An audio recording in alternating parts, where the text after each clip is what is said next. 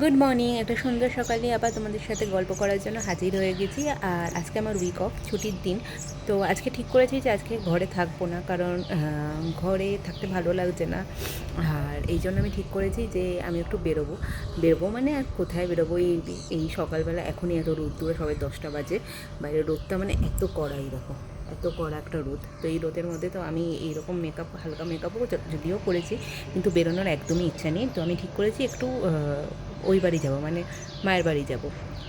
তো সেই জন্য সকালে উঠেই হঠাৎ করে প্ল্যান হলো। আর আজকে একদম ভোরবেলা, মানে ভোরবেলা গরমের চোটে ঘুম ভেঙে গেছে। এসি চলছিল, তাও গরম, শরীরটা ঠিক লাগছিল না। এই সব কিছু নিয়ে ঘুমটা ভেঙে গেছে সেই 4:30টার সময়, 4:45টার সময়। মানে ভাবা যায়, আর তখন উঠতেও পারছে না, ঘুমও পাচ্ছে, আর শুয়েও থাকতে ইচ্ছা করছে না, কারণ একবার আমার ঘুম ভেঙে গেলে আর শুয়ে থাকতে ইচ্ছা করে না।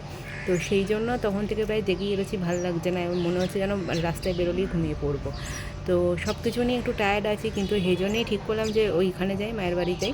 অনেকদিন যাওয়া হয়নি, কাকিমাদের সাথেও দেখা হয়নি, সবার সাথে দেখা হবে, গল্পও হবে। আর হ্যাঁ, ওই বাড়ি যাওয়ার আগে আমি একটা জায়গায় যাব, সেই জায়গায় গিয়েও তো তোমাদের ভিডিওটা যদি শেয়ার করতে পারি করব। আর যদি না করতে পারি তো একবারে মানে বাড়ি গিয়েই তোমাদের সাথে ভিডিওটা শেয়ার করব।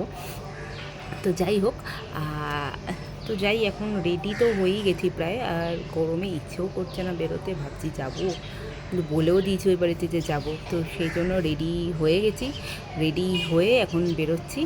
বেরিয়ে যাই, গিয়ে তোমাদেরকে সব কিছু দেখাচ্ছি, তোমরা দেখতে থাকো। টাটা।